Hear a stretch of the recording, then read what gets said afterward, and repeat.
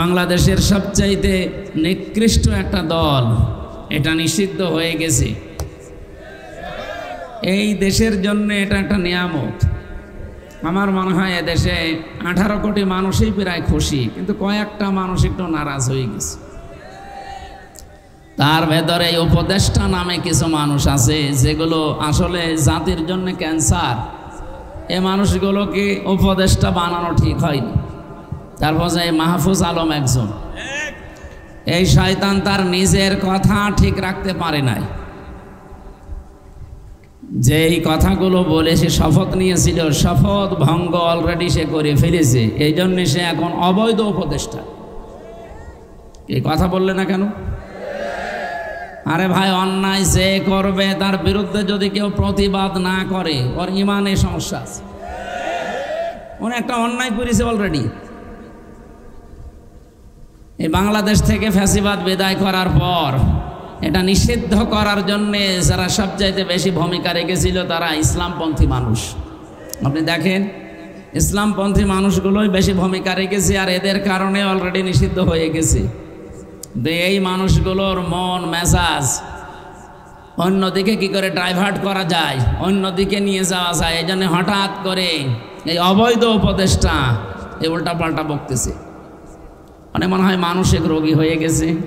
এই জন্য বাইরে ওনারে রাখা আমার মনে হয় ঠিক না, ওনারে পাবনায় পাঠানো দরকার।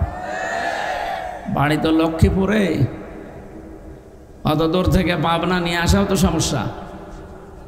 এই জন্য হাত পা বেঁধে নিয়ে আসা দরকার। অন্তত 15-20 দিন রাখেন, ওই বড় বড় ইঞ্জেকশন আছে, কয়েকটা দিলে ঠিক হয়ে যাবে।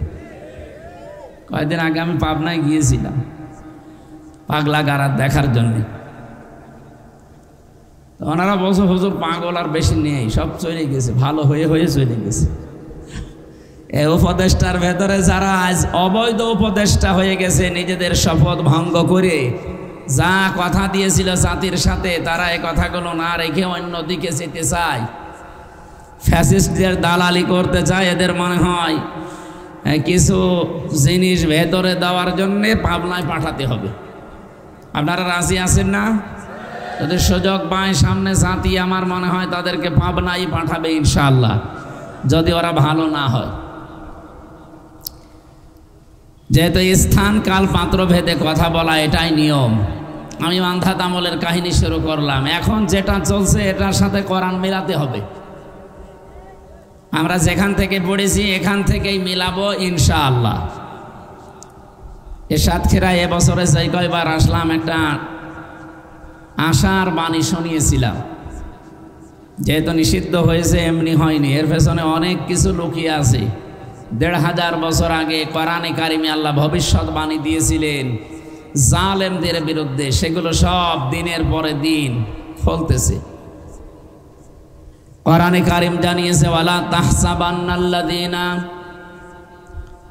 ওয়ালা তাহসাবান্নাল্লাহা গাফিলান আম্মা ইয়ামালুজ যালিমুন ইন্নামা নুআখিরুহুম লিয়াউমিন তাশখাসু ফীহিল আবসার। হে নবী, আপনি কি মনে করেন যে আমি জালেমদের সম্পর্কে কোনো খবর রাখি না? না, এই পৃথিবীতে সবচাইতে বেশি নজর দিয়ে রেখেছি আমি জালেমদের দিকে। এই জন্য যে লোকটা নিজের নফসের ওপরে, পরিবারের ওপরে, সমাজের ওপরে, রাষ্ট্রের ওপরে, পৃথিবীর ওপরে জুলুম যারা করেছে, তারা আল্লাহর টার্গেট। কার? বলেন বলেন। তারা যে টার্গেটই নেবে না কেন, ওইটার উপরে থাকবে আল্লাহর নজর। কোরআনে কারিমে এইটাই জানিয়েছে আমাদের পৃথিবীর বহু মানুষকে দুনিয়া থেকে তারা চেষ্টা চালিয়েছে আমি ওই পর্যন্ত পৌঁছাবো, কিন্তু জালেম হওয়ার কারণে ওই পর্যন্ত আল্লাহ তাদেরকে আর পৌঁছাতে দেননি। আপনি একেবারে সে আদম নবী থেকে আরম্ভ করে দেখেন, যারা জুলুম করে টার্গেট পর্যন্ত যেতে চেয়েছে তাদেরকে আল্লাহ পর্যন্ত আর যেতে দেয়নি। আদম নবীর সন্তান থেকে এটা আরম্ভ হয়েছে। আপনারা হাবিল কাবিলের কথা শুনেছেন। কোরআনে কারিমে আল্লাহ আমাদেরকে যথার্থভাবে আয়াতটা শোনাতে বলেছেন নবীজিকে। অতলু আলাইহিম নাবা বানাই আদামা বিল হক إذ قربا قربانا فتقبل من أحدهما ولم يتقبل من الآخر إلى آخر آية সূরা মায়েদার 27 নম্বর আয়াতে আছে। এদিকে তাকান, আল্লাহ পাক বলেন নবী আপনি তেলাওয়াত করে শোনান আপনার উম্মতদের সামনে। কি তেলাওয়াত করবেন? নাবা আবনাই আদম বিল হক। নাবা মানে সংবাদ। বলেন বলেন। এই যে সংবাদ শোনার জন্য মানুষ মুখিয়ে থাকি আমরা, সংবাদের ইংরেজি যেটা তার নাম নিউজ। এই নিউজ লিখতে 4টা শব্দ লাগে ইংরেজিতে। আপনি দেখেন এই 4টা শব্দের ভেতরে কি সুন্দর মিল করে আমার আল্লাহ দুনিয়া বানিয়েছে না? আমার ভাইরা, নাবা লিখতে যে 4টা শব্দ আমরা বলেছি, নাবা শব্দের বাংলা অর্থ দাঁড়ায় নিউজ, সংবাদ, ব্রেকিং নিউজ বলা হয় এটাকে। কোরআনে কারিমে নাবা নামে আল্লাহ একটা সূরাও দিয়েছেন, মহা সংবাদ নামে। এই মাত্র কোনো ঘটনা ঘটে গেছে এরকম ঘটনাকে আরবিতে নাবা বলা হয়। আপনি ইংরেজিতে যে শব্দটা বলছিলাম নিউজ, এন দিয়ে আপনি যদি এই দুনিয়াকে ধরতে চান তাহলে নর্থ ধরবেন। এনের পরে আমরা দেখি নিউজ লিখতে ই লাগে, ই দিয়ে আপনি ইস্ট ধরবেন। এরপরে আর একটা অক্ষর আছে ডাব্লিউ, ডাব্লিউ মানে ওয়েস্ট। এরপরে শেষে আছে এস, এস মানে সাউথ। এই 4 দিকের নাম দিয়ে আমার আল্লাহ এখানে বোঝাতে চেয়েছেন, হে নবী তামাম পৃথিবীর জন্য আমি আপনাকে নবী করে পাঠিয়েছি। বলিয়া জোহান্নাস ইন্নী রাসূলুল্লাহি ইলাইকুম জামিআ। লোকদেরকে আপনি বলেন তামাম দুনিয়ার সব জায়গার জন্য আমি তোমাদের কাছে আল্লাহর রাসূল হয়ে এসেছি। এই জন্য যত সংবাদ আপনার মাধ্যমে আমি দুনিয়ায় পাঠালাম, এটা শুধু মক্কার জন্য না, এটা শুধু আরব জাহানের জন্য না, দুনিয়া বলতে যা বোঝায় সব জায়গার জন্য আপনি সংবাদ বাহক। এই সংবাদগুলো আপনার মাধ্যমে আমি পাঠিয়েছি। যত সংবাদ এই কোরআনে দিয়েছি প্রায় 500 গুরুত্বপূর্ণ, তার ভেতরে এটার একটা। আপনি আদম নবীর সন্তানদেরকে যে ঘটনা তারা ঘটিয়েছে দুনিয়ায়, ওই কাহিনীটা আপনার উম্মতের সামনে ওই ঘটনাটা শোনাবেন। কিভাবে শোনাবেন? বিল হাক্কি, যথাযথভাবে, যেভাবে আমি আল্লাহ বর্ণনা দিলাম এই সত্য কাহিনী এইভাবেই শোনাবেন। আপনি স্মরণ করেন তো তারা 2 জন কি করেছিল? তাদের জীবনে একটা কোরবানি আমি আল্লাহ শরীয়তের বিধান দিয়েছিলাম। আমাদের যেমন পশুর গলায় ছুরি দেওয়া লাগে, ওই জামানায় পশু জবাই করে ওরা চাটিয়াল ময়দানে রেখে আসতো। যার টাকা হালাল, যার সম্পদটা বৈধ, আগুন ঝলক আসতো আগুনের আকাশ থেকে, ওটা পুড়িয়ে ফেলতো। মানুষজন বুঝতো যে এই লোকটা আসল ভালো মানুষ, এর সম্পদগুলো হালাল। তো যারটা চাটিয়াল ময়দানে রেখে আসলে এরকম ময়দানে আগুন আসতো না, ওই এলাকার মানুষ তখন বুঝে ফেলতো যে ও বৈধ না, এ অবৈধ সম্পদ দিয়ে কোরবানি দিয়েছে। আমার মাঝে মাঝে এই আয়াতের দিকে তাকালে মনে হয় বাংলাদেশে যদি এই শরীয়তটা থাকতো, কত সফি দরবেশ আমরা যে ধরা খেয়ে যেতাম। কত মানুষ তো ডান হাত বাম হাত নেই, বাবা শাহজালাল সব হালাল করে উপায় করছে। কথা বলছেন এখানে। মানে দাগামা লাইসা লাহু ফালাইসা মিন্না ওয়ালিয়াতাবাওয়া মাকআদাহু মিনান নার। মুসলিম শরীফের হাদিস। নবীজি বলেন, কোন ব্যক্তি যদি অন্যের জিনিস নিজের দখলে নিয়ে নেয় যেটা তার না, 2টা শাস্তির জন্য সে যেন রেডি হয়ে থাকে। ফালাইসা মিন্না, ওই দিন থেকে সে আমি নবীর দলভুক্ত নেই, বের হয়ে গেছে। 2 নম্বরে ওয়ালিয়াতাবাওয়া মাকআদাহু মিনান নার, সে যেন জাহান্নামে টিকিট কেটে নিজের একটা স্থান বরাদ্দ করে নিল। বলেন নাউজুবিল্লাহ। সাতক্ষীরাবাসী কি বুঝলেন এই হাদিস থেকে? যেটা আপনার ছিল না ওটা যদি আপনি দখলে রাখেন, আপনি নবীর উম্মত আর নেই। আগস্টের 5 তারিখের পরে বাংলাদেশে বহু মানুষ কিন্তু এই হাদিসের ভেতরে অলরেডি পড়ে গেছে। এক কথা বলেন এখানে, যেটা যার না সে কিন্তু জোর করে জবরদস্তি করে যেভাবেই হোক নিজের দখলে অলরেডি রেখেছে। এমনকি সাদাবাজি করে হলেও এ জেলায় হয়তো এখনো আরম্ভ হয়নি, কুষ্টিয়াতে অলরেডি এগুলো অনেকেই করেছে। যারা এগুলো করেছেন আপনি যতই বড় দাড়ি রাখেন, 5 ওয়াক্ত না শামীম ওসমানের মতো যদি 72 রাকাত তাহাজ্জুদ পড়েন, আপনি নবীর উম্মত আর নেই, বের হয়ে গেছেন। এখানে আলেম যারা আছে জিজ্ঞাসা করে বলেন তো এদের যে নবীর উম্মত যদি কেউ না থাকে, ও নামাজ পড়লে, রোজা রাখলে, হজ করে আসলেও ওর জানাজা জায়েজ আছে? ও তো নবীর উম্মতই নেই, ওরে জানাজা দেবেন কি করে, কবরেই রাখবেন কি বলে? বিসমিল্লাহি ওয়া আলা মিল্লাতি রাসূলিল্লাহ বলবেন যে আল্লাহর নামে রাসূলের দলে দিয়ে গেলাম, ও তো রাসূলের দলে আর নেই। এই চরিত্র এখানে যদি কারো থাকে, আমি জানি এরকম মানুষ এখানে আসে নাই, আর ওরা এখানে আসবেও না, কিন্তু এগুলো রেকর্ড হচ্ছে। তো এজন্য বলছি, কেউ যদি এরকম চরিত্রের থেকে থাকেন, ওই সম্পদ আগে ফেরত দেবেন। এক কথা বলেন এখানে। আর আপনি যদি জেনে শুনে এরকম কোন মানুষের জানাজায় যান, কবর দিতে যান, আপনিও গুনাহগার, কারণ আপনি মিথ্যা সাক্ষী দিচ্ছেন। কি এটা বিসমিল্লাহি ওয়া আলা মিল্লাতি রাসূলিল্লাহ এটা সাক্ষী না? কেন এই মিথ্যা কথা বলা লাগবে? 3টা বছর আমি জেলখানায় ফাঁসির ওই কন্ডেম সেলের ভেতরে মাওলানা মামুনুল হকের সাথে ছিলাম। যেহেতু দিনের বেলায় আমরা বারান্দায় এক জায়গায় বসতাম, আর রাতের বেলা তালা লাগিয়ে দিত। আমার মনে হয় 3টা বছরের প্রতিদিন উনি আমাকে কথা বলতে ভোলেননি যে হামজা, বাইরে যদি যেতে পারি কোনো বেঈমানের জানাজা পড়াবো না। বেঈমান পান কোথায় আপনি? বলে বেঈমান তো ভরা। ওই দিনে হাদিসটা শুনেছিলাম ওনার কাছে।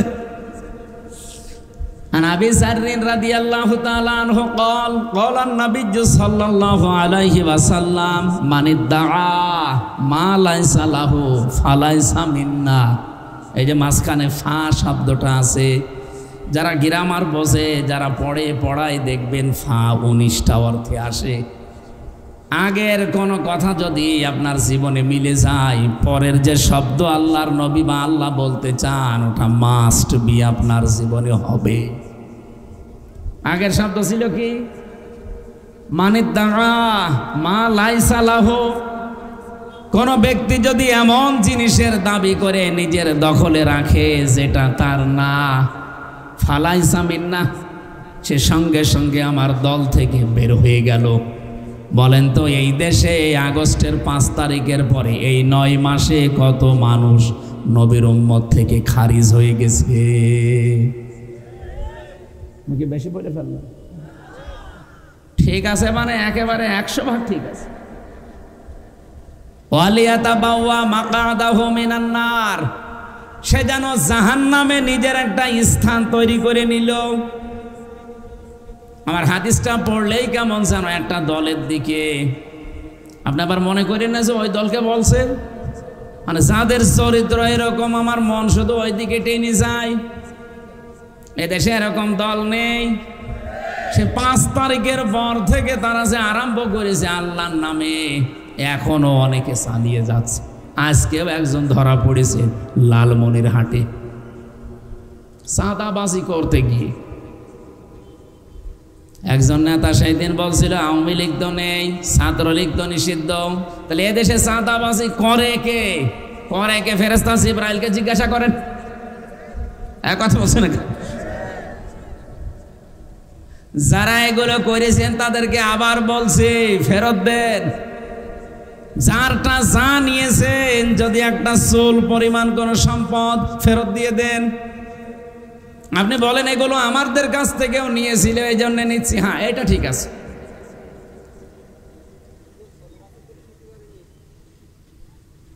এই যে আমি পরে যে শব্দটা বললাম এইটা ঠিক আছে। এতদিন যারা আমাদের কাছ থেকে নিয়েছে ওই জিনিস আমারই ছিল, কিন্তু আমার কাছ থেকে কেড়ে নিয়েছিল বিভিন্ন উল্টাপাল্টা কাজ করে, হয় মামলা দিয়ে, নাই মিথ্যা সাক্ষী দিয়ে, নাই ভয় দেখিয়ে। এরকম কি হয়েছে বাংলাদেশে? এ জেলায় তো আরো বেশি হয়েছে। এই জন্য যে জিনিস আপনারই ছিল কিন্তু আপনি হারিয়ে ফেলেছিলেন, অন্য কেউ দখলে নিয়েছিল, অথবা অবৈধ কোনোভাবে এসে ওইটা নিয়ে নিয়েছিল, ওটা যদি আপনি এখন আবার ফেরত পান আপনার অসুবিধা নেই।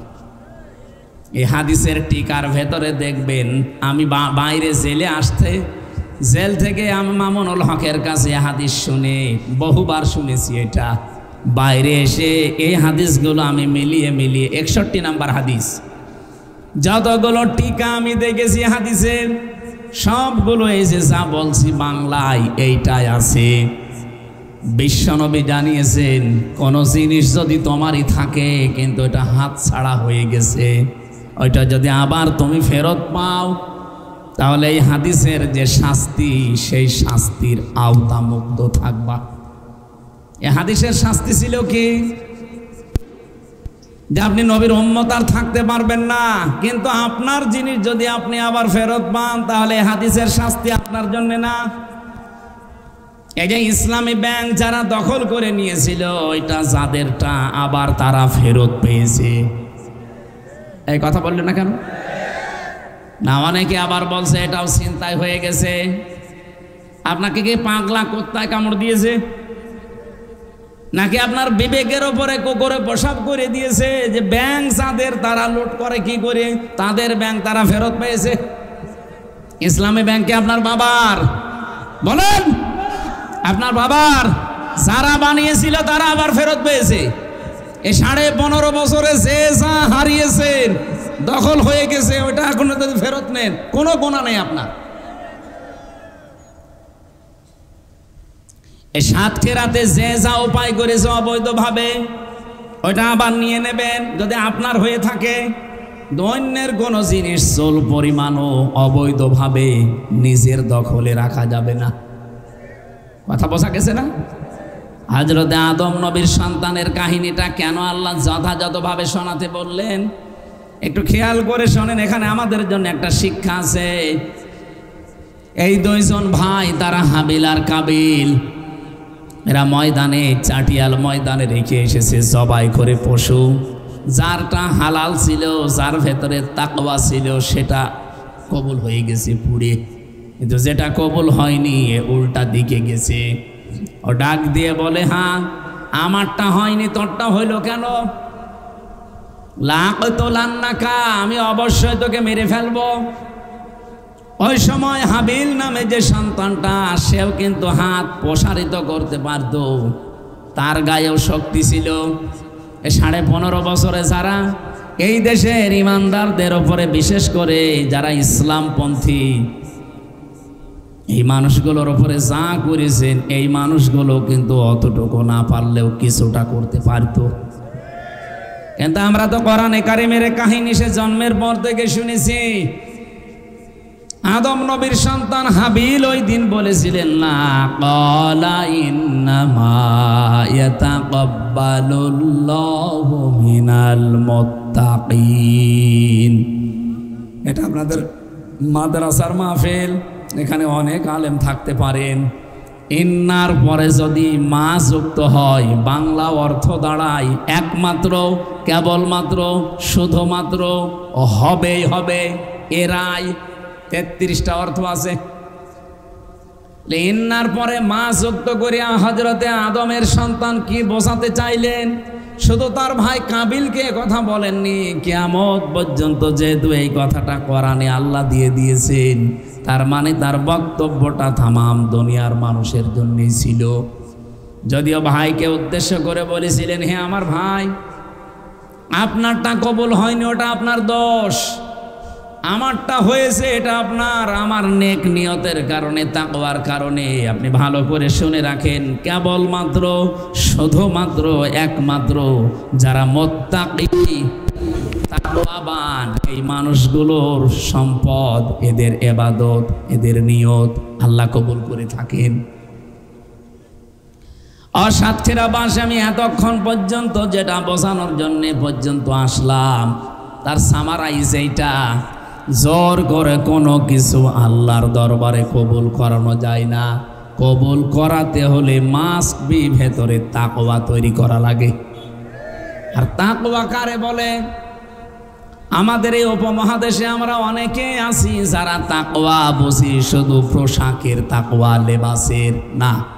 শুধু লেবাস আর পোশাকের তাকওয়া আসল না, মাস্ট বি এগুলো লাগবে। কিন্তু নবীজি তাকওয়া বলার সময় বলেছিলেন তাকওয়া হা হোনা, তাকওয়া এখানে থাকে। মানুষের অন্তরে যদি আল্লাহ ভীতি তৈরি না হয়, যেহেতু এই জায়গায় ইঙ্গিত দিলেন কেন? এখন বিজ্ঞান প্রমাণ করে দেখছে মানুষের এই 3.5 হাত বডির ভেতরে একটা গোস্তের টুকরা আছে। আলা ইন্না ফিল জাসাদি মুদগাতুন ইযা সালুহাত সালুহাল জাসাদু ওয়া ইযা ফাসাদাত ফাসাদাল জাসাদু আলা ওয়াহিয়াল কলব। জেনে রাখো, সাবধান, প্রতিটি মানুষের 3.5 হাত বডির ভেতরে একটা গোস্তের টুকরা আছে। ওইটা যদি ভালো হয়ে যায়, ওটা যদি সংশোধন হয়ে যায়, সালুহাত মানে সংশোধন হওয়া, তাহলে পুরা মানুষটাই ভালো হয়ে থাকে। আর ওইটা যদি একবার খারাপ হয়ে যায়, নষ্ট হয়ে যায়, ফাসাদাত ফাসাদাল জাসাদু। ফাসাদ দিলেন কেন? ফাসাদ মানে শুধু বিশৃঙ্খলা না, ফাসাদ মানে শুধুমাত্র অশান্তি না, ফাসাদ মানে নষ্ট হয়ে যাওয়া, ফাসাদ মানে অযোগ্য হয়ে যাওয়া, ফাসাদ মানে অবৈধ হয়ে যাওয়া। যেটা যেখানে রাখা দরকার ওই জায়গায় থাকার যোগ্যতা যদি তার না থাকে, ওইটাকে আমরা বলি নষ্ট হয়ে গেছে, অবৈধ হয়ে গেছে। এই যে মুরগির মুরগির পেটের নিচে যে 8টা 10টা ডিম আমরা দেই, সবগুলো থেকে কি বাচ্চা হয়? হয়তো 2-3টা নষ্ট হয়ে যায়, তখন মুরগি নিজে ওই যেগুলো নষ্ট ওগুলো পা দিয়ে মুখ দিয়ে ফেলে দেয়, কারণ ওখানে থাকার জন্য একটা আলাদা যোগ্যতা লাগে। মুরগি যে তাপটা তার দেহ থেকে, শরীর থেকে এই ডিমগুলোর ওপরে ছাড়বে, নষ্ট জিনিসের ওপরে সে ছাড়তে পারে না। আপনি মুরগিকে একটু খেয়াল করে দেখেন, নষ্ট হয়ে গেলেও ঠুকিয়ে ঠুকিয়েই ফেলে দেয়। আল্লাহ তাকওয়ার ব্যাখ্যা করতে গিয়ে আধুনিক তাফসিরগুলো আপনারা যদি কেউ পড়তে পারেন, বুঝতে পারেন, যারা আলেম তো বুঝবে, আমার আল্লাহ কেন তাকওয়াবানদের সম্পদ, তাদের ইবাদত, তাদের নিয়ত কবুল করে থাকেন। আর হাদিস আয়াতের ব্যাখ্যা করতে গিয়ে কেন এই জায়গার নাম বললেন নবীজি? কারণ ফাসাদ, ওয়াইদা ফাসাদাত ফাসাদাল জাসাদু, শরীরের ভেতরে যে টুকরাটা আছে ওটা যদি ফাসাদ হয়ে যায়, নষ্ট হয়ে যায়, অবৈধ হয়ে যায়, অযোগ্য হয়ে যায়, 33টা অর্থ আছে শব্দের, যা হবে না কেন পুরা মানুষটাই তখন খারাপ হয়ে যায়। এই জন্য প্রথমে যার নাম নিলাম, ওই লোকটার অন্তর, ওই লোকটা অযোগ্য হয়ে গেছে, অবৈধ হয়ে গেছে। চেয়ারে বসার যোগ্যতায় মাহফুজ আলমের আর নেই, কারণ সে তার শপথ অলরেডি ভঙ্গ করে অবৈধ হয়ে গেছে। এই জন্য এখন অবৈধ কথাবার্তা বের হচ্ছে তার মুখ দিয়ে। শুধু একটা লোক না, আরো কয়েকটা ক্যান্সার আছে। আমি যেহেতু রেকর্ড হচ্ছে বলে বলছি, সারা বাংলার মানুষেরা সোচ্চার হওয়া লাগবে খুব বেশি। এই ক্যান্সারগুলো যতদিন থাকবে জাতি মাথা তুলে দাঁড়াতে পারবে না। আমরা চাই ওই 14 দল বাদ দিয়ে আমরা যারা এই 15.5 বছরে জুলুম, নির্যাতন, অত্যাচারের স্টিম রোলার খেয়েছি, এই মানুষগুলো এখন আর দুনিয়ার কোনো স্বার্থের কারণে বিচ্ছিন্ন হলে হবে না, সব এক হয়ে থাকা লাগবে। নয়তো আপনি আবার এরকম 15 বছর না, একবারে 30 বছর পাবেন, জীবন থেকে যাবেই না। হযরতে আদম নবীর এই সন্তানের কাহিনী আল্লাহ আমাদেরকে শোনাতে বলেছিলেন। এই জন্যে আমরা যদি আজকে নিজেদেরকে পাল্টাতে না পারি, বৈধ হতে না পারি, যোগ্য হতে না পারি, এই জন্য তাকওয়া শব্দের শাব্দিক অর্থ শুধু জুব্বা গায়ে দিয়ে, পাগড়ি মাথায় দিয়ে নামাজ পড়া না, জিকির করা না। তাকওয়া শব্দের শাব্দিক অর্থ যোগ্যতা। আপনি আধুনিক অভিধানগুলো দেখবেন, এখানে তাকওয়া মানে আল্লাহর ভয় শুধু লেখা নেই, কমপক্ষে 7টা অর্থ পাবেন। 1 নম্বরে তো আল্লাহর ভয়, আর একটা লেখা আছে যোগ্যতা, আর একটা লেখা আছে আল্লাহর নিষিদ্ধ কাজ ঘৃণা করে ছেড়ে দেওয়ার নাম তাকওয়া। আমি যে কথা বলতে চাই, হযরত আদম থেকে যে আরম্ভ হয়েছে, পৃথিবীর প্রত্যেকটি জাতি এখনো পর্যন্ত এটা চলছে। আমরা যেই জায়গায় পৌঁছানো দরকার ওই জায়গায় যদি আজও যেতে না পারি, আল্লাহর কসম আপনাকে আল্লাহ জায়গা মতো তুলবে না। আপনি যে টার্গেটই নেবেন না কেন, ওই টার্গেট পর্যন্ত যেতে পারেন না। আমার কথা ছিল কি মনে আছে আপনাদের? আমরা কি ঘুমাচ্ছেন? কি কথা তুলেছিলাম?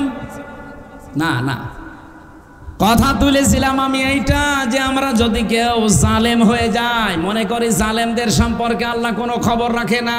শুধু হাসিনায় জালেম না, যে যেই জায়গায় যাওয়া দরকার ওখানে যদি না যেয়ে অযোগ্য অবস্থায় ওখানে বসে, সেও একটা জালেম। বলেন, এই 15.5 বছরে অনেকে অনেক চেয়ারে বসেছে, অথচ চেয়ারের পায়া ধরার যোগ্যতাও তার ছিল না। এগুলো চেয়ারের সাথে জুলুম করেছে। অনেক প্রতিষ্ঠানের দিকে তাকিয়ে দেখেন, এ বাংলাদেশে 1628টা চেয়ার ছিল, মেন চেয়ার। এই চেয়ারের আন্ডারে লক্ষ লক্ষ চেয়ারে মানুষ বসেছে, এর ভেতরে এরকম একজনও আছে। কিন্তু এনার তো চেয়ারে বসার যোগ্যতা নেই, ওনার ওই চেয়ারে বসা ঠিকও না। কিন্তু মামা দিয়ে, খালু দিয়ে, টেলিফোন দিয়ে এই জায়গায় বসেছিল, এরকম চেয়ার দেশে নেই। বলেন বলেন, এখন যিনি সেনা প্রধান আছে এটাও তো এরকমই। কি সে কয় লাভ দিয়ে উঠেছে আপনি বলেন? তার নিচে এখনো 3 জন হওয়ার যোগ্য ছিল, 3 জনকে মাইনাস করে হাসিনা বসিয়েছিল। এই জন্যই তো কাজ খেলে দিয়েছে। আমি মনে করেন যে আমি জালেম, আমার সম্পর্কে কোনো খবর আল্লাহর নেই। আপনি নফসের উপরে জুলুম করছেন। এই যে যারা ছাত্র ছাত্রী এখানে আছে, সারা দেশে যারা লেখাপড়া করছে, এই বাবাটা, এনার স্ত্রী, মা, এই 2 জন মিলে কত কষ্ট করে মাসে মাসে 8-10 হাজার করে টাকা পাঠায় আপনাকে। আপনি হোস্টেলে থাকেন, মেসে থাকেন, আপনি বোর্ডিংয়ে থাকেন, এখানে লেখাপড়া করে যোগ্যতা অর্জন করবেন না। মোবাইল একটা পেয়েছেন, বান্ধবী একটা পেয়েছেন, সারাদিন ওর পেছনে সময় দেন। টাকাগুলো যে আপনি জুলুম করছেন এই বাবার উপরে, আপনি টের পাচ্ছেন? আমার কথার অর্থ বোঝা যাচ্ছে? যে জুলুম করবে সে তার টার্গেটে যেতে পারবে না। একেবারে আদম নবী থেকে শুরু হয়েছিল। এই কাবিল জুলুম করেছিল, এজন্য টার্গেটে যেতে পারে নাই। ও মনে করেছিল এই আকলিমার মুসলিমা, আমি একে বিবাহ করব, যে কোনো কায়দায় দরকার ভাইকে মেরে ফেলে হলেও বিবাহ করব। কিন্তু তার টার্গেটে যেতে দেয়নি, একটাই কারণ, কাবিল জালেম ছিল। আর জালেম এমন পর্যায়ে পৌঁছিয়েছে নিজের ভাইকে পর্যন্ত মেরে ফেলেছে। যে পৃথিবীতে সর্বপ্রথম মানুষ হত্যা আরম্ভ হয়েছে কাবিলকে দিয়ে। কিয়ামতের দিন এই কাবিলের বিচার আল্লাহ প্রথম করবেন। যারা মানুষ হত্যার সাথে জড়িত তাদেরকে আল্লাহ ডাকবেন। যত রকমের অপরাধ আছে মানুষ হত্যার, সব কাবিলের মাথায় দেওয়া হবে। আর ওদেরকে সামনাসামনি হাজির করে বলবে, এটা তোদের অনুসারী। কিয়ামতের ময়দানে যারা মানুষ হত্যাকারীর তালিকায় আসবে, এই কাবিলের সামনে যারা পাশাপাশি দাঁড়াবে, আমার মনে হয় এর ভেতরে হাসিনাও থাকবে। কারণ কাবিল মানুষ মেরেছিল 1 জন, আর হাসিনা 2732 জন। এটা সরকারি জরিপ, এটা তো শুধু 24-এ। আপনি 13 সালেরটা ধরবেন না? এই কথা বলে না কেন? এই 15.5 বছর ধরবেন না? আরে ভাই, এগুলো তো মেরেই ফেলেছে। এগুলো তো একেবারে স্পষ্ট 57 জন অফিসার, হেফাজতের আলেমদের, আর এই 24-এ। কিন্তু বাকি যেগুলো আয়না ঘরে মেরেছে, আমি নিজে রিমান্ডে দেখেছি। আমারে বলছিল মাটির নিচে নিয়ে যে এখানে যারা আমাদের কথা শোনে না তাদেরকে আমরা কারেন্টের শর্ট দিয়ে, এই ড্রেন দিয়ে চালিয়ে দেয়, মাছের খাবার হয়ে যায়। আমার বিশ্বাস হচ্ছিল, কারণ আমি এমন জায়গায় পৌঁছিয়েছি যেখানে ছলছল আওয়াজ হচ্ছিল পানির।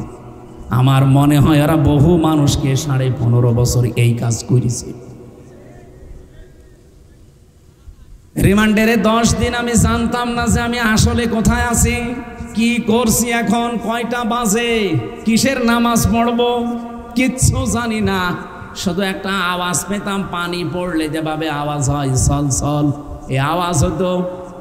আর আমার মাঝে মাঝে মনে হতো আমি এমন একটা জায়গায় আছি যার পাশ দিয়ে কোনো ড্রেন আছে। পরবর্তীতে আমাকে সিসি ক্যামেরায় দেখিয়েছে, কারণ এমন জায়গায় নিয়ে এই কানের ভেতরে হাতটা পেছনে দিয়ে পায়ের সাথে বেড়ি লাগিয়ে মাথায় কালো কাপড় দিয়ে কাপড়টা পরবর্তীতে নিয়েছে খুলে দেয়। কিন্তু গোপন কোনো অফিসার যদি আসে তখন আর খোলে না। এই 3 বছরের ভেতরে যে আয়না ঘরে ছিলাম, যে কয়দিন আমি দেখেছি, ওই গুরুত্বপূর্ণ সময়গুলোতে ওরা গোপন অফিসারকে আমার দেখতে দেয়নি। ওরা কালো কাপড় দিয়ে চোখ বেঁধে রাখতো। কিন্তু বাকি যে সময়গুলো ছোটোখাটো অফিসার আসতো, যখন চোখটা খুলে দিয়ে বলতো আপনি এখনো আছেন, জীবিত আছেন এবং ডাঙ্গায় আছেন। কিন্তু ডাঙ্গায় মানে ওটা মাটির নিচে ঘর, সিঁড়ি দিয়ে মানুষ কোথায় ওঠে বলেন বলেন? আর সিঁড়ি দিয়ে যদি আপনাকে নিচে নামায়,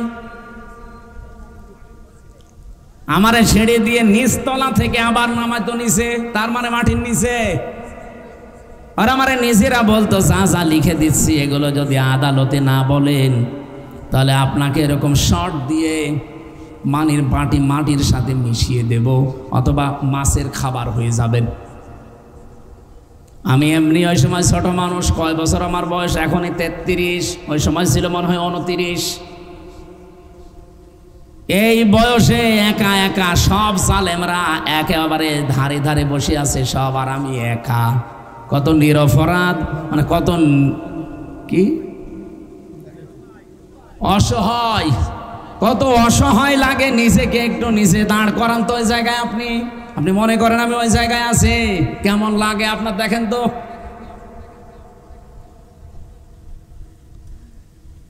এই মানুষগুলোকে এমনি নিষিদ্ধ করা হয়নি,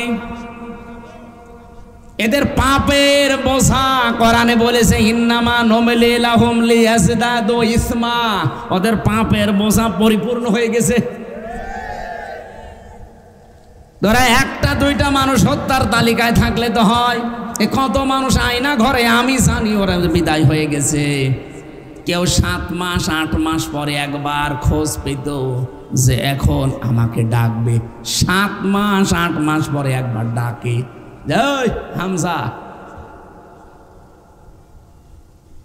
এমনকি কেউ 10 বছর 12 বছর 14 বছর পড়ে আছে, এদিকে 3.5 হাত, এদিকে সর্বোচ্চ 1.5 হাত।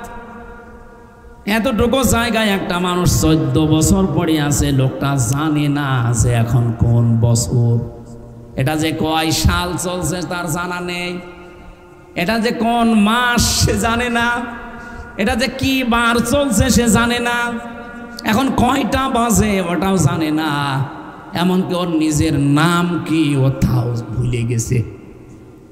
আপনি বলেন তো, একটা মানুষকে যদি 10 বছর কেউ না ডাকে, ওর নিজের নামও কেউ ডাকে না, ও যাকে জানে না যে আমার নাম কি, ওর নাম মনে থাকবে কি করে? আমার নাম তো ডাকা লাগবে নাকি? কেউ ডাকে না। আর এত বড় বড় নখ হয়েছে তো মানুষের, 4 মাস 5 মাস পরে একবার একটা ব্লেড দেয় না, ওই যে নেল কাটার, ওইটা দেয়। ব্লেড ব্যবহার করা নিষিদ্ধ, ওরা মনে করে ব্লেড দিলে যদি আবার গলায় পোঁচ দেয়। এত বড় যাদের নখ হয়ে গেছে, চুল দাড়ি গোপ, দেখলে মনে হবে আপনি প্রথমে এসে জঙ্গল থেকে বেরিয়ে আসতেছে। ওরাই দেওয়ালের সাথে এভাবে লিখতো খোসা খোসা আঙ্গুল দিয়ে যে ভাই যদি কেউ বাইরে যেতে পারেন আমার হালকা মোবাইল নাম্বারটা একটু বাইরে জানাবেন যে আমি বেঁচে আছি। এভাবে কত মানুষ হত্যা করেছে আয়না ঘরে। আরে 15.5 বছরে অবশ্যই একজন গুরু ছিল, ঠাকুর ছিল, অবশ্যই একজন হুকুমদাতা ডাইরেক্ট ইনডাইরেক্ট ছিল। বলেন, কোরআনে কারীম জানিয়েছে কিয়ামতের দিন যে সর্বপ্রথম কাবিলের বিচার শুরু হবে, কারণ সে খনি, আর এই খনির সামনে কিয়ামত পর্যন্ত যত খনি আছে তাদেরকে হাজির করা হবে। আমার মনে হয় কিয়ামতে কাবিলের সামনে হাসিনাও থাকবে। এই জন্য কাবিলের আশা আমার আল্লাহ পূরণ করেনি। ও যে পর্যন্ত যাবে ও পর্যন্ত আল্লাহ তারা যেতে দেয়নি, ওকে আল্লাহ পরবর্তীতে ধ্বংস করে দিয়েছে। এখান থেকে কি বুঝলেন আপনি? এই পৃথিবীর নিয়মটা এই, কেউ যদি জুলুম করে, জুলুম করলে আল্লাহ তাকে ওর জায়গা পর্যন্ত যেতে দেয় না, তাকে আগেই লেজ কেটে দেয়। এজন্য ইন্না শানিয়াকা, বলেন বলেন, ইন্না শানিয়াকা ওয়াল আবতার, হে নবী ওরাই নির্বংশ হয়ে যাবে। বাস্তবতা এইটাই দেখেছি। সূরা হুদের তাফসীর পড়তে গিয়ে পেয়েছিলাম এই পৃথিবীতে একটা মানুষকে আজরাইল জান কবজ করতে এসে আজরাইল পর্যন্ত কেঁদে ফেলেছিল। কে? সাদ্দাদ।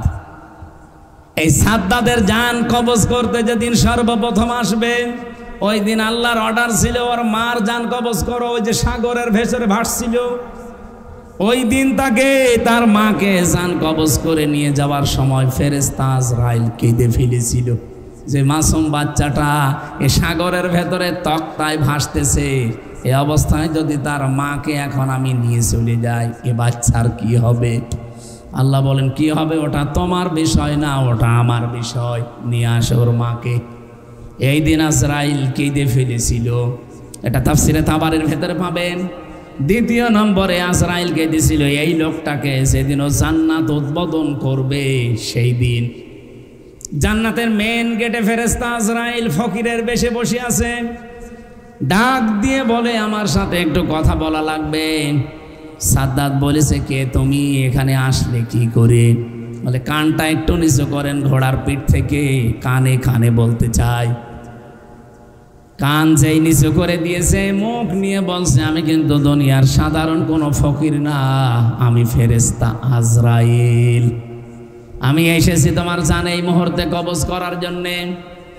সাদ্দাত ওই দিন বলেছিল ফেরেশতা আমার একটু সময় দাও, আমি 20 বছর কষ্ট করে 22,000 শ্রমিক কাজে লাগিয়ে আমার আয়ত্তে যত সোনা রূপা ছিল সব কিছু জান্নাতের ভেতরে সাজিয়েছি, শুধু আমি একটু এক নজর দেখবো আর চলে আসবো, এরপরে জানটা কবজ করে নিও। ফেরেশতা আজরাইল ওই দিনে যে এই কথাই বলেছিল, এদিকে তাকান, এই কথাই ওই দিন বলেছিল ইযা জাআ আজালুহুম লা ইস্তাখিরুনা সাআতাও ওয়া লা ইস্তাকদিমুন।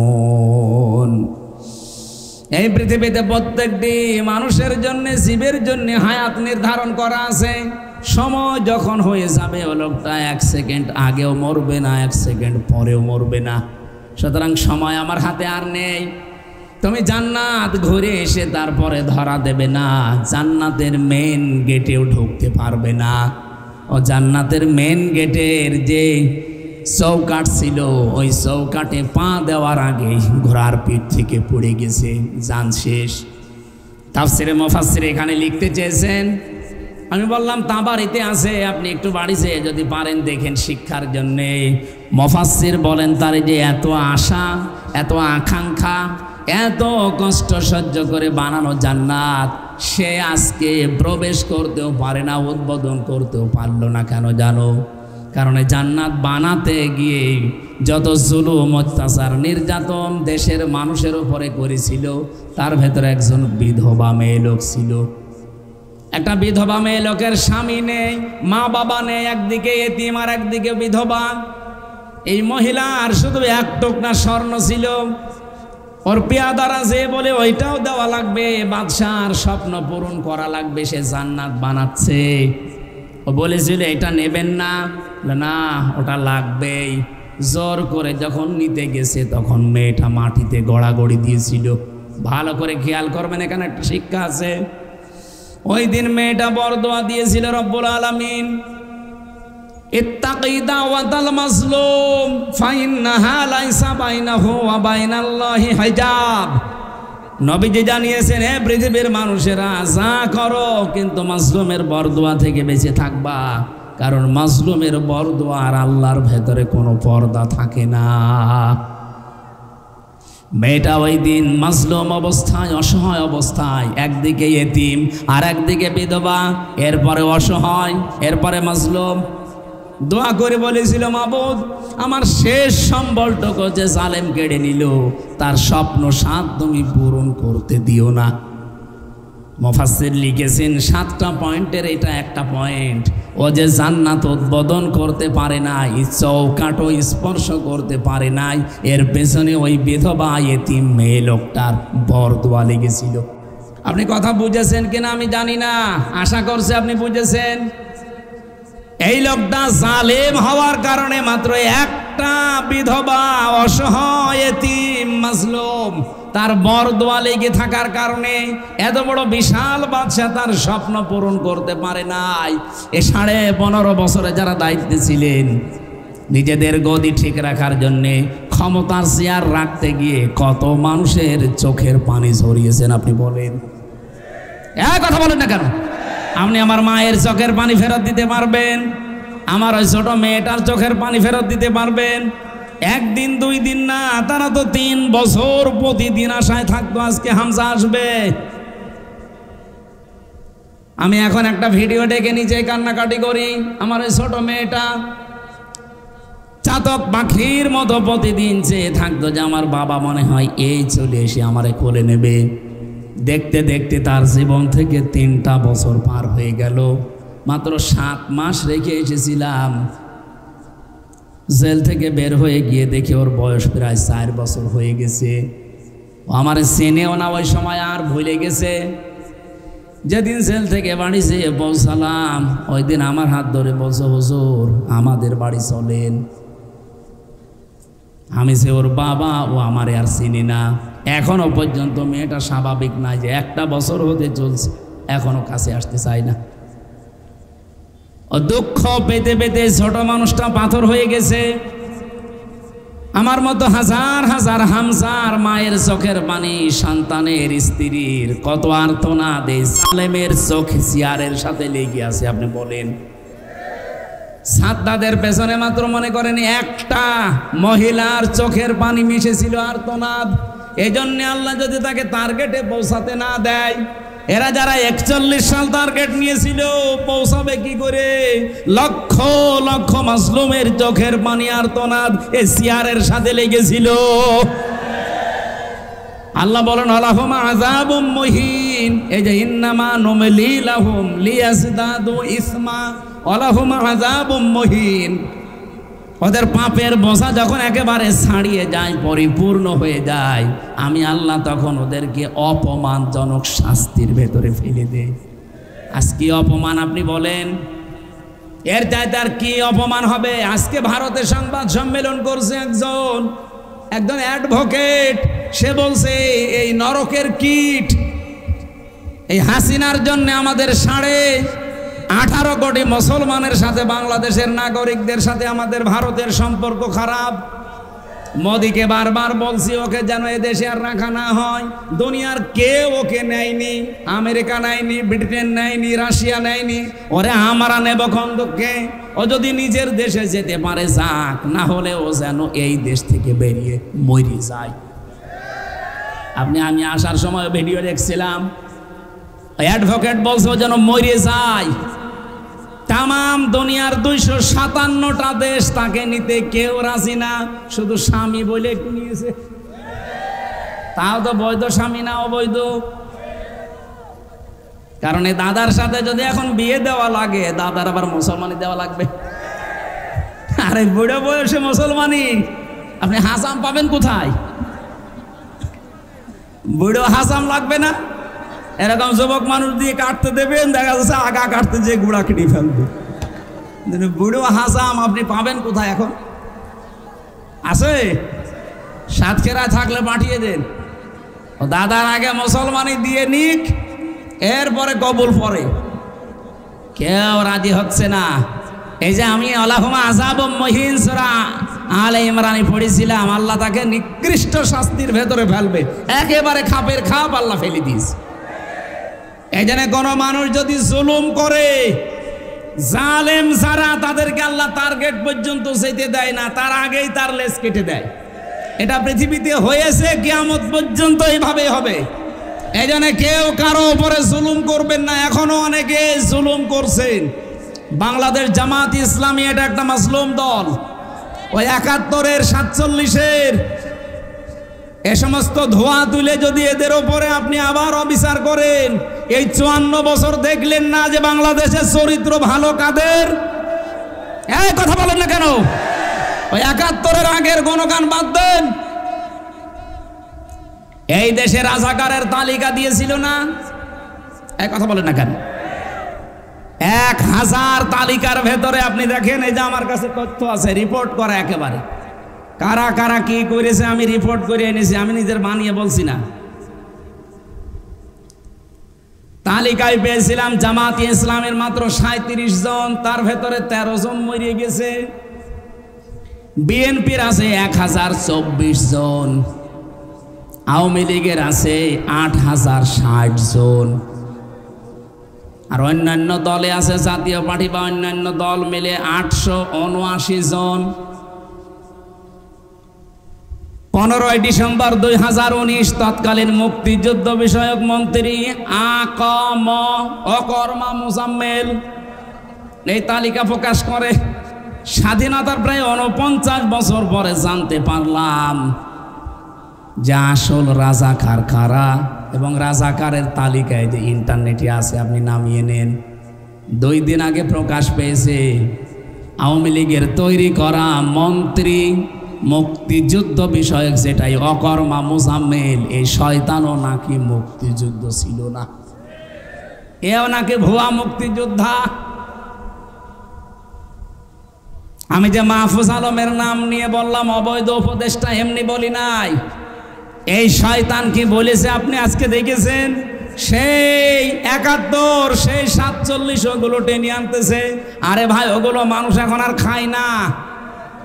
54 বছরে দেশের মানুষ অলরেডি প্রমাণ পেয়েছে যে আসলে মন থেকে দেশের মানুষ ভালোবাসে কারা। আর ওয়াজ করা লাগবে কি দিয়ে আপনাকে বলেন? মাওলানা মতিয়ার রহমান নিজামী কালকে তাকে ফাঁসি দিয়েছে, কালকের দিনে। আল্লাহ ঠিক কালকের দিনেই তাদেরকে নিষিদ্ধ করেছে। কোরআনে পড়েছিলাম ইন্নাহুম ইয়াকিদুনা কায়দা হুয়া কিদু কায়দা ফামাহিলিল কাফিরিনা আমহিলহুম রুয়াইদা। হে নবী, অবশ্যই তারা ষড়যন্ত্র করে আর আমি তাদেরকে ঢিল দেই। ওরা ষড়যন্ত্র করেছিল 2016 সালের এই মে মাসের 10 তারিখে রাত 10টা 1 মিনিটে।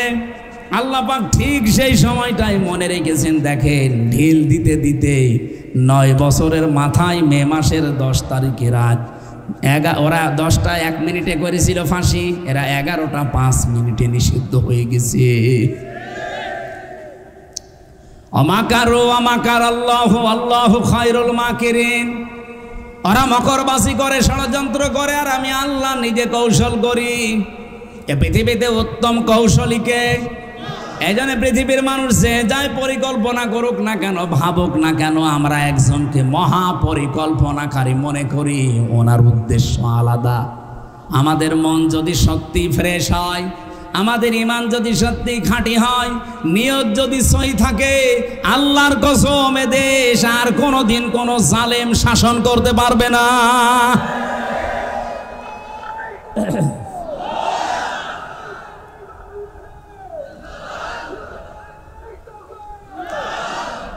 আপনারা যদি মন খারাপ করেন যে না, নাম বললো কেন, আরে ভাই, এটা প্রমাণ বাংলাদেশে অলরেডি হয়ে গেছে। মাওলানা মতিয়ার রহমান নিজামী মন্ত্রী ছিলেন, শুধু এমপি না, মন্ত্রী ছিলেন। মন্ত্রীর চেয়ার 5 বছর চালিয়ে 36 টাকা রাষ্ট্রকে ফেরত দিয়েছে। এর চাই তার কি প্রমাণ লাগবে বাংলাদেশে আপনার কাছে বলেন? আমরা তো সবাইকেই দেখেছি। আরে আমার নাই 33 বছর, আমি নাই সব না দেখলে এ মুরব্বী তো দেখেছে। জিজ্ঞাসা করে দেখেন তো, এই 54 বছরে যারাই গেল পরপর 1972 সালের 10 জানুয়ারি থেকে 74 সালের 15 আগস্ট পর্যন্ত, এই যে 2 বছরে 40,000 মামলা হয়েছিল বাংলাদেশে। কিন্তু জামাত ইসলামের একজনের বিরুদ্ধেও কোনো মামলা আপনি দেখাতে পারবেন না। তখন কিছুই বললেন না কেন? কি শক্তি আপনাকে বাধা দিয়েছে আপনাকে বলা লাগবে? আমি যা তথ্য বলছি সব নিজে পড়েছি, ইতিহাস। 1972 সালের জানুয়ারির 10 তারিখের সকাল 11টা থেকে তালিকা শুরু হয়। 74 সালের 15ই আগস্ট পর্যন্ত 40,000 মামলা হয়েছিল এই দেশে। স্বাধীনতার বিপক্ষে যারা যারা আছে, বিরোধিতা করেছে 40,000। একটা মামলায় কোনো জামাত নেতার নাম নেই। আপনি যদি দেখাতে পারেন বলেন, আমি ইতিহাস থেকে পড়ে বলছি। ওই তখন আজ পর্যন্ত কেউ কথা বলে নাই, হঠাৎ করে ওই পুরাতন ইস্যুর সামনে নিয়ে আসতেছেন। আপনার কোনো মতলব আছে? আপনার মতলব এইটাই, এত বড় ফ্যাসিস্ট, এত একটা জানোয়ার মার্কা দল যারা নিষিদ্ধ হয়েছে, তাদের পেছনে যারা কলকাঠি নাড়িয়েছে তারা ইসলামপন্থীরা। আপনি দেখেন এই 3 দিনে যারা ছিল সব মুসলমানের সন্তানেরা। হঠাৎ করে আজ জাতির মন মেজাজ কথা চিন্তা অন্যদিকে ঘোরানোর জন্যে এই মাহফুজ আলম নামে যে অবৈধ উপদেষ্টা, একে লাগিয়েছে অবশ্যই কেউ এর পিছনে আছে। আমরা চাই এরকম যারা ক্যান্সার আছে, অবৈধ উপদেষ্টা, যারা নিজেদের কমিটমেন্টগুলো ঠিক রাখতে পারে না, যা তারা শপথ করেছিল ঠিক রাখতে পারে না, তারা এই দেশের উপদেষ্টা পরিষদে থাকার যোগ্য না। এই অবৈধগুলোকে নামিয়ে দেন। যারা দেশপ্রেমিক, দেশকে যারা সত্যি ভালোবাসবে জীবন দিয়ে, এই যে পাকিস্তানের যারা বনিয়ান মারসুসের পরে পাকিস্তান আজ দাঁড়িয়ে গেছে। বনিয়ান মারসুস এটা কোরআন থেকে সূরা সফের 4 নম্বর আয়াত থেকে নেওয়া। আল্লাহ বলেন, ইন্নাল্লাহা ইউহিব্বুল্লাযীনা ইউকাতিলুনা ফি সাবিলিহি সাফফান কান্নাহুম বনিয়ানুম মারসুস। অবশ্যই আমি আল্লাহ ভালোবাসি যারা সীসা গলা প্রাচীরের মতো আমি আল্লাহর জন্যে জিহাদের ময়দানে সশস্ত্র দাঁড়িয়ে যায়। এখানে শুধু দাঁড়িয়ে যাওয়া না, সশস্ত্র দাঁড়ানোর কথা আছে। কান্নাহুম বনিয়ানুম মারসুস, যারা সশস্ত্র একেবারে সীসা গলা প্রাচীরের মতো দাঁড়িয়ে যায়।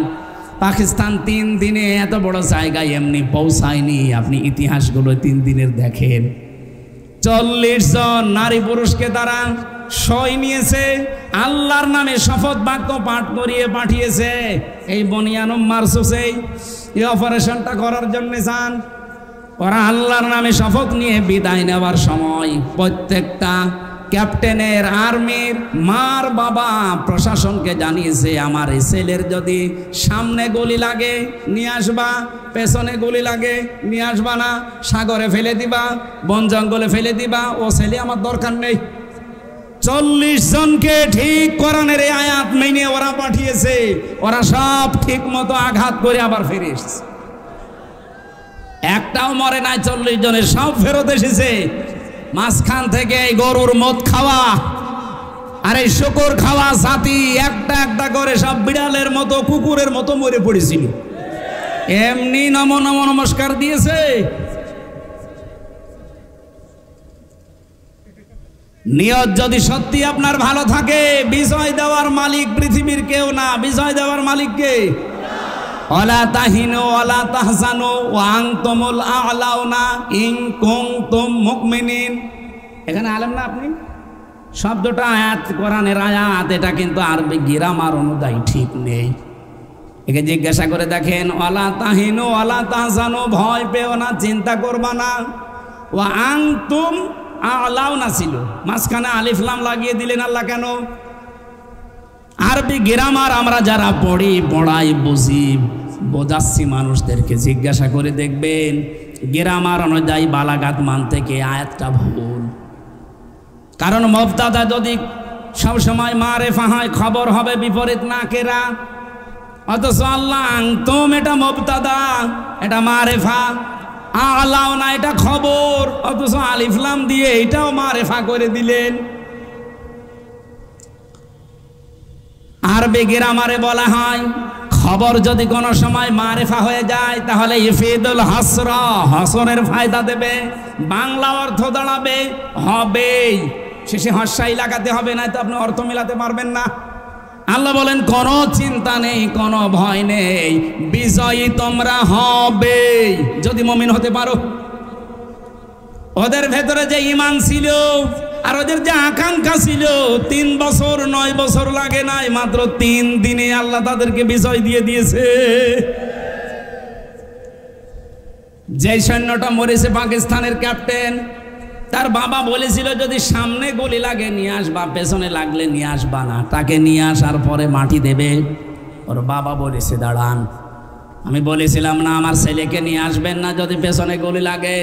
বলে চাচা আফসোস করবেন না, আপনার ছেলের গুলি পেছনে একটাও লাগে নাই, সামনে গুলি লেগেছে 22টা। এরকম মন নিয়ে বাংলাদেশে এখন হাজার হাজার ওইরকম ক্যাপ্টেন দাঁড়িয়ে আছে। যতই মিথ্যাচার করেন, যতই উল্টা পাল্টা দোষ লাগিয়ে দেন, কিচ্ছু করতে পারবেন না। এ দেশ ইনশাল্লাহ ইসলামের হাতে চলে আসবে। আমি আন্দাজে কিচ্ছু বলি না ভাই। আগস্টের 5 তারিখের আগের রিপোর্ট, এই দেশে মাত্র 100 জনের 15 জন বলতো আমরা এই দেশে ইসলাম চাই। এই কথা বলছেন না কেন? আপনি জরিপগুলো দেখেন, আন্তর্জাতিক যে জরিপ আছে, 100 জনের মাত্র 15 জন বলতো আমরা ইসলাম চাই। এখন 100 জনের 77 জন বলছে আমরা এই দেশে রাষ্ট্রীয়ভাবে ইসলাম চাই। আওয়ামী লীগ এমনি নিষিদ্ধ হয়েছে? 100 জনের 77 জনে চলে গেছে। 66 জন ছিল 1 তারিখে। আজকে কয় তারিখ? 11 তারিখ। মাত্র এই 10 দিনের ব্যবধানে 77 জন হয়ে গেছে। আপনি আর কিছুদিন যেতে দেন, আমার তো মনে হচ্ছে বাংলাদেশের 100 জনের 100 জন মানুষ বলবে আমরা এই দেশে ইসলাম চাই। আজকের আলোচনার বিষয় যেহেতু বলেছিলাম গিরিপথ, আমি জালেমদের ওই বিষয়ে আর গেলাম না। আমি আশা করি আপনারা বুঝেছেন, কেউ যদি জুলুম করে তাকে টার্গেটে যেতে দেয় না কে? কারণ সে টার্গেট কার? আল্লাহ। এটা আছে সূরা 25 নম্বর পারা 6 নম্বর পৃষ্ঠা 13 নম্বর লাইনের 42 নম্বর আয়াতে আছে, ইন্নামাস সাবিলু আলাল্লাযিনা ইয়াজলিমুনান নাস। অবশ্যই আমি আল্লাহ মামলা দেব তাদের বিরুদ্ধে যারা মানুষ হয়ে মানুষের উপরে জুলুম করে। সুতরাং আগামীতে যারা চেয়ারে বসবেন, কারা আসবেন আমরা জানি না, জুলুম করবেন না, আপনিও কিন্তু টার্গেট হয়ে যাবেন কার? আর আল্লাহর টার্গেটে পড়লে যত 41 সাল 71 সাল টার্গেট নেন, জীবনেও পর্যন্ত যেতে বলেন। সুতরাং জালেমদের সম্পর্কে আল্লাহর খবর আছে না নেই? আমরা আল্লাহর ওপর ওটা ছেড়ে দিলাম। আজ বাংলাদেশে বহু মানুষ এমন এখনো পর্যন্ত মনে করে যে আমি নামাজ পড়ি, রোজা রাখি, পাগড়ি গাই, পাগড়ি পরি, আমি তাহাজ্জুদের নামাজ পড়ি, দান সাদকা করি, এই তো হয়ে গেল। আবার দলদারি করা লাগবে, আবার ওই কঠিন পথে যাওয়া লাগবে। আল্লাহ সেইটাই জানিয়েছেন, সফল হতে চাও উলাইকা আসহাবুল মাইমানা। যদি সৌভাগ্যশালী হতে চাও, সফল হতে চাও, এই উপরে বর্ণিত কয়েকটা কাজ জীবনের সাথে মিলিয়ে নাও। আল্লাহ রাব্বুল আলামিন কয়েকটা নিয়ামতের কথা আমাদের প্রথমে স্মরণ করিয়েছেন, এরপরে দিয়েছেন ফালাকতা হামাল আকাবাতা ওমা আদরাকা মাল আকাবা। আমি যাব ব্যাখ্যায়, আগে দেখি কয়েকটা নিয়ামত। আলাম নাজআল লাহু আইনাইন ওয়া লিসানা ওয়া শাফাতাইন ওয়া হাদাইনাহুন নাজদাইন। রাব্বুল আলামিন বলেন, মানুষকে আমি কি 2টা চোখ দেইনি? আলাম নাজআল লাহু আইনাইন, 2টা চোখ কি আমি দেইনি? চোখ কেন দিয়েছেন আল্লাহ? শুধু দেখার জন্যে? আল্লাহ রাব্বুল আলামিন চোখের জন্য যত কথা কোরআনে কারিমে দিয়েছেন, 2টা আরবি আমি চোখের ব্যাপারে পেয়েছি। চোখ দিয়ে মানুষ যেহেতু দেখে, দেখার গুরুত্বপূর্ণ আরবি হচ্ছে নাজারা আর র মানে নর্মাল ভাবে কোনো কিছু দেখা, আর নাজারা মানে গবেষণা করে দেখা। আল্লাহ 2টা ব্যাখ্যা এখানে দিতে চেয়েছেন। মানুষকে একটু চিন্তা ভাবনা করে না তার চোখটা নিয়ে, যে কি দিয়ে আমি আল্লাহ চোখটা বানালাম? বিজ্ঞান এখন প্রমাণ করছে আমাদের এই চোখের ভেতরে পুরাটাই পানি। পুরাটাই কি? 5টা জিনিস আপনি এর ভেতরে এখন পাবেন। চোখ খোলেন, এর ভেতরে মনি আছে, লেস আছে, লেন্স আছে, ইকুয়াল আছে, ডিফ ইকুয়াল আছে। পৃথিবীতে আল্লাহ চোখের ভেতরে ছোট্ট একটা কালো জায়গা তৈরি করে রেখেছেন। এত বড় একটা ছোট্ট ক্যামেরা, ওই কালো জায়গাটা বিজ্ঞান এখন জানিয়েছে তামাম দুনিয়া যদি আপনি চোখ দিয়ে একবারে দেখেন, এরপরও ওই কালো জায়গাতে আরো জায়গা ফাঁকা থাকবে। তামাম দুনিয়াও যদি দেখেন, এরপরও জায়গা ফাঁকা থাকবে। চোখে আল্লাহ এমন লেন্স লাগিয়ে দিয়েছেন। আল্লাহ বলেন, মানুষকে একটু নজর করে না তার এই চোখের দিকে? কত কিছু আমি তাকে দেখার সুযোগ করে দিয়েছি। তাকাও আমার আসমানের দিকে, জমিনের দিকে। আফালা ইয়াতাদাব্বারুনাল কুরআনা মা আলা কুলুবিন আকফালুহা। সর্বোপরি আমার কোরআন কি তারা একটু দেখে না, ভাবে না, চিন্তা করে না? তার মানে এটা দেখলেই তো আপনি চিন্তা করবেন, ভাববেন। এটা দেখে না, এটা চিন্তা করে না, ভাবে না, নাকি ওদের অন্তর তালাবদ্ধ হয়ে গেছে? ইন্না ফি খালকিস সামাওয়াতি ওয়াল আরদ ইখতিলাফিল লাইলি ওয়ান নাহার লা আয়াতিল লিউলিল আলবাব। আসমান জমিনের দিকে একটু তাকাতে পারো না?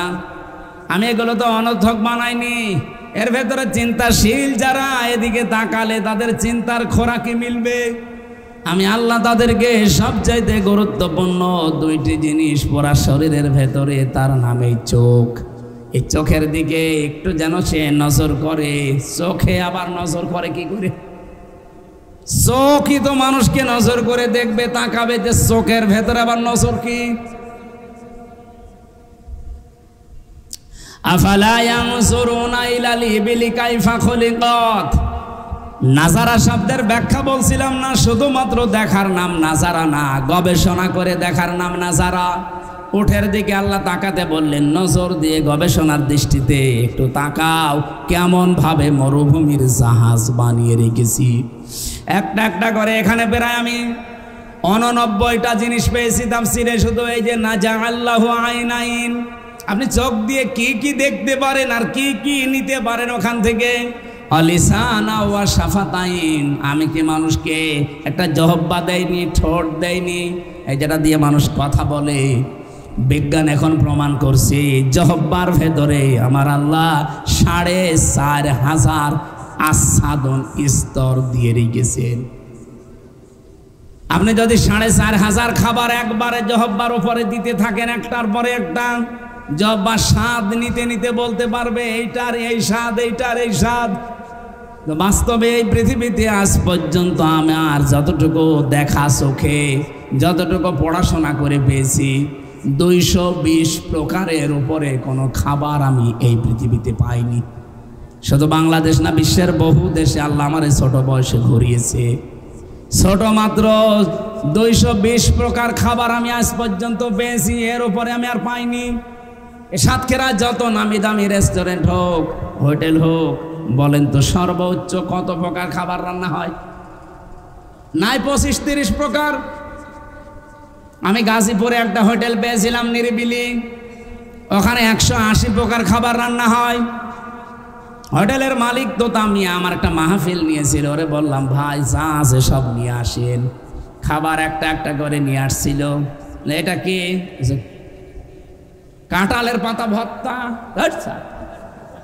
কাঁঠালের পাতা ভর্তা করে একটা তরকারি বানিয়ে দিয়েছে।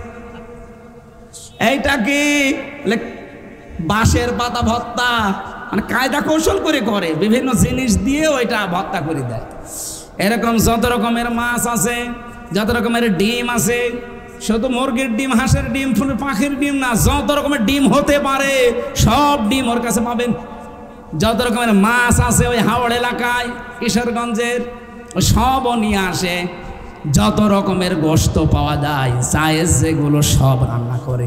সব মিলে আমি ওর ওই যে জায়গায় খাবার বিছিয়ে রাখে, একটা একটা করে গণনা করে দেখেছি 180 প্রকার। এর ওপরে আর বলছে আমরা আর পারি না। আর পাবেন কোনে? আপনি কাঁঠালের পাতা ভর্তা করে তরকারি বানিয়ে দিচ্ছেন, আপনি আর পাবেন কোথায়? অথচ আল্লাহ ঝটপায় কয়েক ইঞ্চি জহব্বার ভেতরে আচ্ছাদন স্তর দিয়েছেন কত। আল্লাহ লিসানান এমনি দিয়েছেন, লিসানা ওয়া শাফাতাইন। আমি কি মানুষকে জহব্বা একটা দেইনি যেটা দিয়ে সে কথা বলে? ঠোঁট দিয়েছি।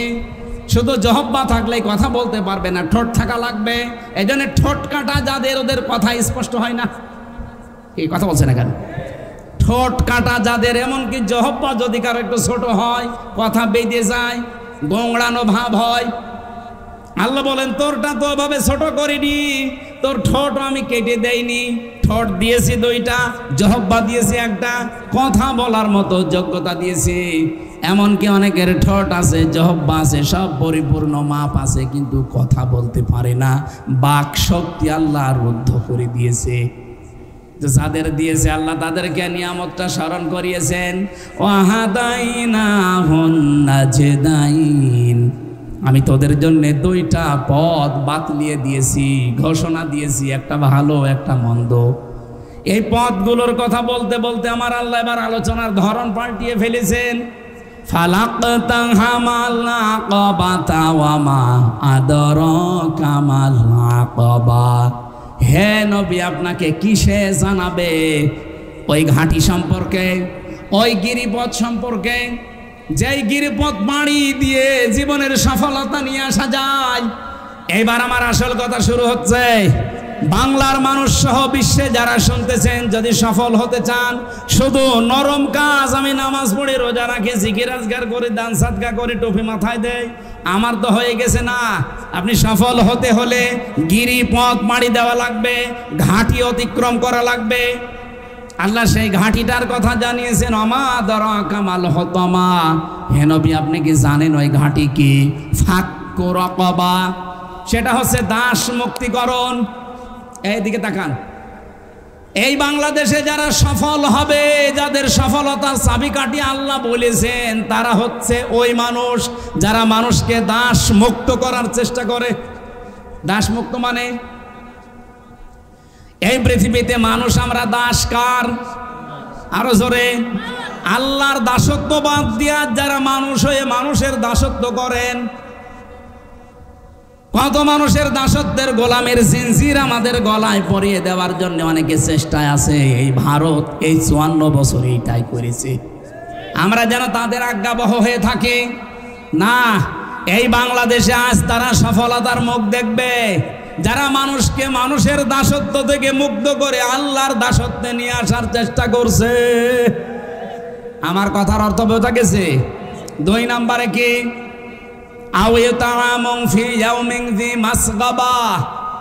যে মানুষগুলো এই পৃথিবীর ময়দানে এতিমের মুখে খাবার তুলে দেওয়ার জন্য ব্যস্ত। এতিম মানে শুধু মা বাবা নেই, এরা এতিম না, অসহায় মিসকিন এতিম যারা, এদেরকে খাবার পৌঁছিয়ে দেওয়ার জন্য যারা কর্মসূচি নেয়। এই যে তাপদাহ চলছে আজ বাংলাদেশে, অলরেডি 45 ডিগ্রি চলছে আপনার সাতক্ষীরায়, মংলায় চলছে 49 ডিগ্রি সেলসিয়াস, কুষ্টিয়ায় চলছে 43। মানুষের নাভিশ্বাস উঠে যাচ্ছে। আর সারা বাংলাদেশে প্রায় 34 জনের উপরে হিট স্ট্রোক করে হাসপাতালে, অনেকে মরেই গেছে। এই কঠিন অবস্থায় আজ যারা মানুষের পাশে দাঁড়িয়েছে, আপনি বলেন। কুষ্টিয়ায় দেখলাম বাংলাদেশ জামাত ইসলামের পক্ষ থেকে স্যালাইন, পানি আর শরবত নিয়ে এই পথচারী যারা আছে, যারা খেটে খায়, তাদেরকে দিয়ে আসতেছে।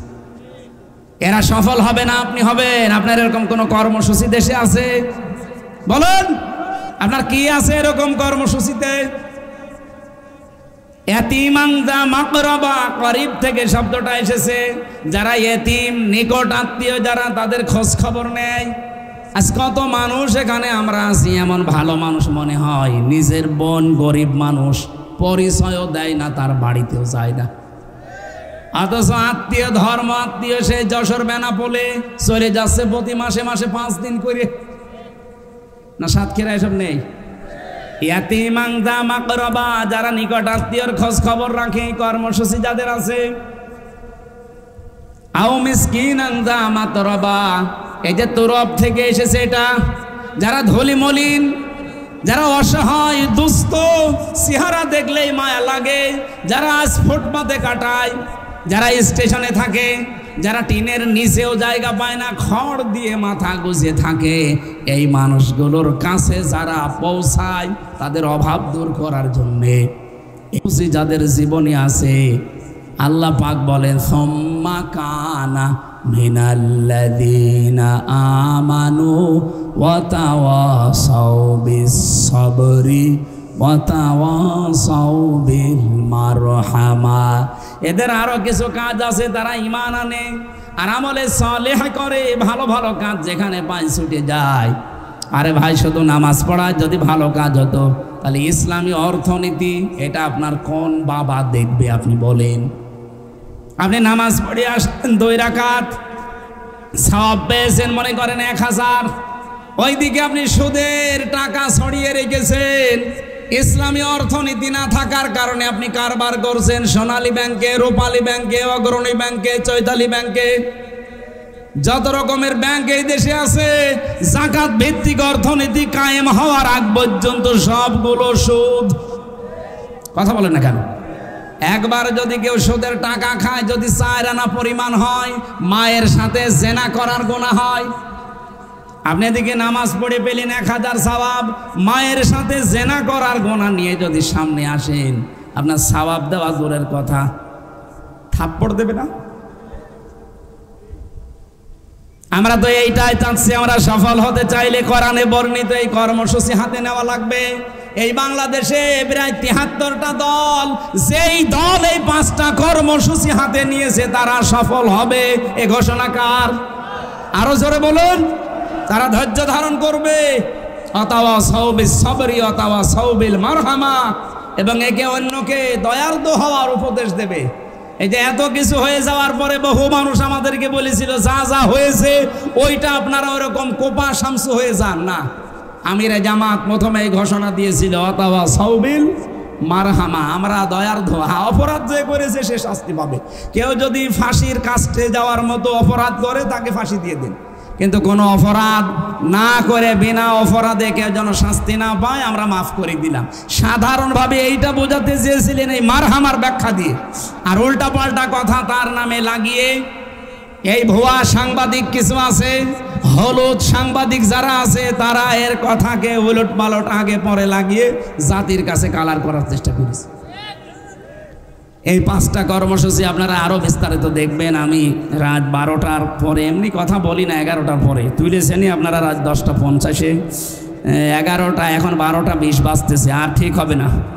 আমার লিখিত কিছু বই ছিল জেলখানায় লেখা মেয়েদের ওপরে, দাম্পত্য জীবনের সমস্যা এবং তার সমাধান। যদি পান এগুলো নিয়েছেন ওই গাড়ি থেকে, ওই যে ওখানে আছে, মেয়েদের জন্য লেখা আছে, আদর্শ নারীও আছে, যদি পারেন নিয়েছেন। সফলতার জন্য যে কথা কোরআন থেকে বলেছে, আল্লাহ আমাদেরকে এই দলে শামিল হওয়ার তৌফিক দিন, আমিন, আল্লাহুম্মা আমিন। লা হাওলা ওয়ালা কুওয়াতা ইল্লা বিল্লাহিল আলিয়্যিল আযীম। আল্লাহুম্মা গফিরলি ওয়ারহামনি ওয়াহদিনি ওয়াফিনি ওয়ারযুকনি ইয়া রাব্বাল আলামিন। আল্লাহ, সারা জীবনের অপরাধ নিয়ে হাত তুলেছি, জীবনের গুনাহগুলো মাফ করে দাও।